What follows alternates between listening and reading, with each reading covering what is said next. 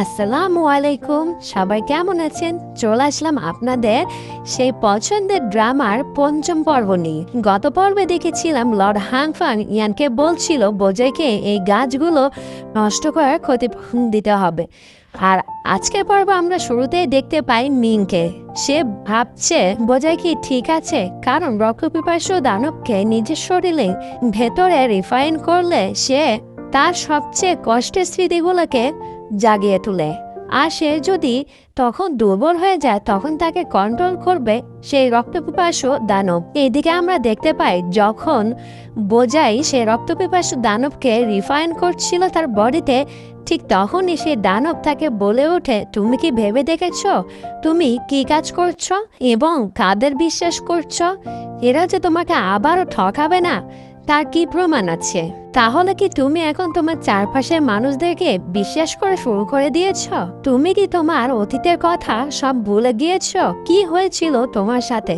ঠিক তখনই বোজার সেই ভয়ঙ্কর অতীতের কথা মনে পড়ে যায়, যে সময়টা সে পার করে এসেছিল। তখন তার সাথে অনেক ভয়ঙ্কর ঘটনা ঘটেছিল। সে ঘটনাগুলো মনে পড়তেই বোজাই অস্থির হয়ে ওঠে এবং রক্তপিপাসু দানব তার শরীরের উপর তার নিয়ন্ত্রণ করা শুরু করে দেয়। তখন আবারও সে রক্তপিপাসু দানব তাকে তার অতীতে নিয়ে যায়। সেখানে সে একজনকে মেরে ফেলে। এটা দেখে তো বোজাই অনেকটাই অস্থির হয়ে যায়। তখন রক্তপিপাসু দানব বলে, দেখো, প্রতিশোধের বদলে প্রতিশোধ, আর এটাই হলো এই পৃথিবীর বেঁচে থাকার নিয়ম। তুমি শুধু প্রতিশোধ নিতে কিন্তু তাদেরকে মেরে ফেললে। চলো আমরা একসাথে কাজ করি, তোমার আর আমার শক্তি মিলে আমরা এই 6 রাজ্যকে দখল করে নেই। আর এখানেই সিন কাট হয়ে যায়। এরপরে আমরা দেখতে পাই হানফেং তিয়ানজিকে বলছে, তুমি কি জানো যে বোজে গত কয়েকদিন ধরে কোথাও দেখা যাচ্ছে না। সোহোয়া একাডেমির সবাই এখন ক্লান্ত ও হতাশ। আমার মনে হয় তোমার মতো এক পরিপক্ষে এই অবস্থানে থাকা আসলে সত্যিই কঠিন। তবে একটি দারুণ খবর রয়েছে, আমি ইতিমধ্যেই তোমার বাবার কাছ থেকে একটি ডিগ্রি নিয়ে এসেছি, যাতে তোমাকে এই সোহোয়া একাডেমির এই দায়িত্ব থেকে অব্যাহত দেওয়া হয়। তখন লর্ড হাংফাং সেখানে একজনকে বলে ডিগ্রিটি সবাইকে পড়ে শোনাতে। ঠিক তখনই তিয়ানজি বলেন, কিন্তু আমার বাবা তো অনেক দিন ধরে গভীর নিদ্রায় আছেন। লর্ড হানফেং, আপনি কিভাবে পিতারে আদেশ পেলেন যাতে আমাকে এই পদ থেকে বরখাস্ত করা হয়? আপনি কি আমাকে সত্যি অবাক করলেন না? আমার তো মনে হচ্ছে বিষয় নিশ্চিত হতে হলে আমাকে প্রাসাদে গিয়ে বাবার সঙ্গে দেখা করতে হবে। তখন হানফেং বলে, তিয়ানজি, তুমি তো জানোই তোমার বাবা অসুস্থ, তিনি এখন কারোর সঙ্গে দেখা করতে পারবেন না। আমাকে অবশ্যই বাবার সাথে দেখা করাবেন। আমরা অপেক্ষা করব বাবা কখন জাগবেন, তিনি জেগে উঠলেই সিদ্ধান্ত নেওয়া হবে।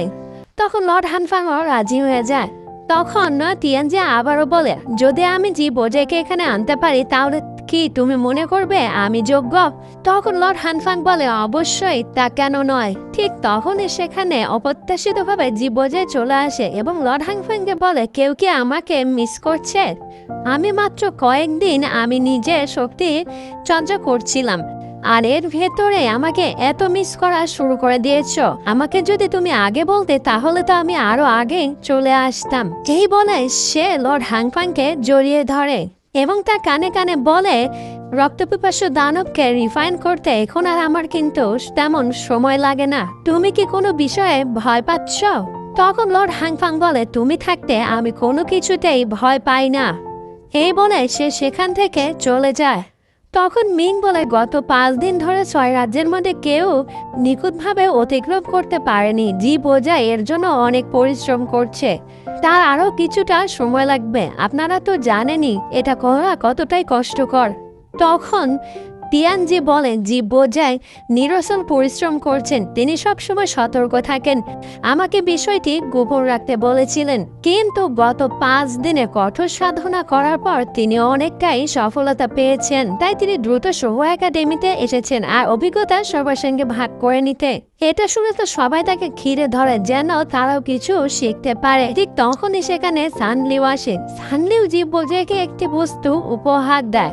আসলে এটি কিন্তু কোনো উপহার নয়, এটি ছিল একটি ফাঁদ, যেটা রক্তপিপাসু দানবের শক্তি টেনে আনে। যখনই বোজাই এটা খুলে দেখে তখনই সেটা তার ভেতরে প্রবেশ করে যায় এবং ঠিক তখনই ফ্ল্যাশব্যাকে দেখানো হয় সানলিগে লর্ড হ্যাংকং বলেছিল এই বস্তুটিকে যে কোনো উপায়ে বোঝার কাছে পৌঁছে দিতে। ফ্ল্যাশব্যাক শেষ হলে আমরা দেখতে পাই সেই বস্তুটি রক্তপিপাসু দানবের শক্তিটি টেনে নিয়ে এসেছে এবং বোঝাইকে তার নিজের কন্ট্রোলে নিয়ে আসতে চাচ্ছে। রক্তপিপাসু দানবের শক্তি প্রকাশ হওয়ার কারণে সেখানকার সবাই ছিটকে পড়ে যায় আর বোঝার চেহারাটাও তখন চেঞ্জ হয়ে যায়। তার এই রূপটি দেখে তো সবাই বলতে থাকে যে জীব বোঝাই রক্তপিপাসু দানব পালন করে। ঠিক তখনই বোঝাই সেখান থেকে চলে যায়। তখন মিং বলে আমাকে বোঝাইকে বাঁচাতে হবে, এই বলে সে সেখান থেকে চলে যায়। তখনই সিন কাট হয়ে যায়। পরের সিনে আমরা দেখতে পাই 27 ও মিং আসছে বোঝাইকে বাঁচাতে। 27 মিংকে যেতে দিতে না চাইলেও মিং বলে তার সাথে আমার আত্মার ছাপ রয়েছে আর সে এখন মরে যাচ্ছে, আমাকে তাকে বাঁচাতে হবে, এই বলে সে ভেতরে চলে যায়। 27 তার সাথে সাথে চলে যায়। সেখানে প্রবেশ করে মিং ও 27 দেখতে পায় ড্রাগন সিউ তাকে ঘিরে ধরে আছে। তখন 27 বলে আমাদেরকে বোঝাইয়ের কাছে যেতে দাও, তা না হলে সে মারা যাবে, আমাদেরকে বিশ্বাস করতে পারো। তখনই মিং এর মুখে সেই আত্মসংযোগের চিহ্নটি ভেসে ওঠে। সেটা দেখে তো ড্রাগন সেখান থেকে চলে যায়। তখন মিং ও 27 বোঝাইয়ের কাছে যায় এবং তারা তাদের দুজনের শক্তি দ্বারা বোঝাইয়ের ভেতরে স্থাপন করা সে বস্তুটিকে বের করার চেষ্টা করে। এদিকে সিতুলিংও সেই প্রকাশ রাজ্যে সেই সোনালী বাজরা কোথায় আছে সে জায়গাটি সন্ধান পেয়ে যায়। বোঝাইয়ের শরীরের ভেতর থেকে যখন মিং ও 27 মিলে সে বস্তুটি বের করে ফেলে তখন তো বোঝাই অজ্ঞান হয়ে পড়ে যায়। এটা দেখে তো সে ড্রাগনটি রাগে সেখান থেকে চলে যায়। তখন মিং 27কে বলে তুমি বোঝাইকে দেখো, আমি দেখি সিও কোথায় গেল।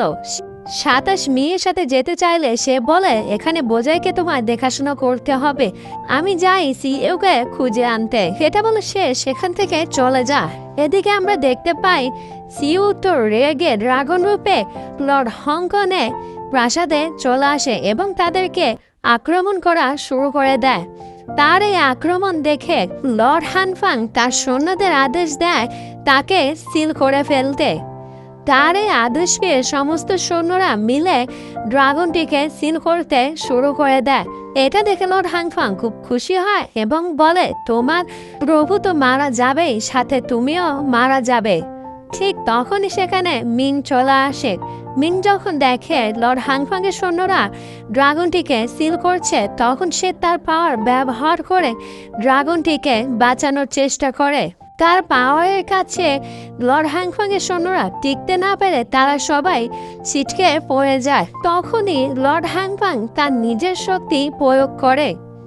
এদিকে মিং তার শক্তি ব্যবহার করার কারণে হেভেনলি পয়জনের সেই বিষটি সক্রিয় হয়ে যায় এবং মিং এর পুরো শরীরে বরফ জমতে শুরু করে দেয়। তাও সে তার শক্তি প্রয়োগ করা বাদ দেয় না। ঠিক তখনই সেখানে সিতুলিং চলে আসে এবং মিং এর চিকিৎসা করতে শুরু করে দেয় এবং বলে তুমি তোমার কাজ চালিয়ে যাও। মিং এর শক্তির প্রভাবে কারণে সিল ভেঙে যায় এবং সেখানকার সবাই আহত হয়ে পড়ে যায় এবং লর্ড হানফাংও অনেক আহত হয়ে যায় ও তার মুখ থেকে রক্ত বের হতে থাকে এবং ড্রাগন রূপী সিও মুক্তি পেয়ে সেখান থেকে চলে যায়। অতিরিক্ত পাওয়ার ব্যবহার করার কারণে মিং অনেক দুর্বল হয়ে পড়ে। সিতুলিং মিংকে বাঁচাতে আসলে মিং বলে আস্তে শব্দ করো, না ছাড়া তোমার বিপদ হবে। তখন সিতুলিং বলে মিং তুমি অনেক শক্তি ব্যবহার করে ফেলেছ, এখন তুমি অনেক দুর্বল। এটা শুনে তো মিং বলে তুমি কিন্তু আমাকে সাহায্য করতে এসে লর্ড হানফাং এর বিরুদ্ধে যাচ্ছ, এটা তোমার জন্য অনেক খারাপ হবে।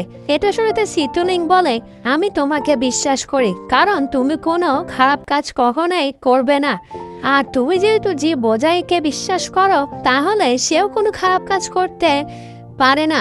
সিতুলিংকে সাবধানে থাকতে বলে মিং সেখান থেকে চলে যায়। সিতুলিং বলে আমি সব সময় তোমার পাশে আছি সব বিপদে। আর এই দৃশ্যটাই হেভেনের রাজা উপর থেকে দেখে ফেলে। সো এখানে আজকের গল্পটি শেষ হয়ে যায়। তো বন্ধুরা, কেমন লাগলো আমার গল্পটি? যদি ভালো লেগে থাকে তাহলে অবশ্যই আমার চ্যানেলটি সাবস্ক্রাইব করে সঙ্গে থাকবেন। ধন্যবাদ।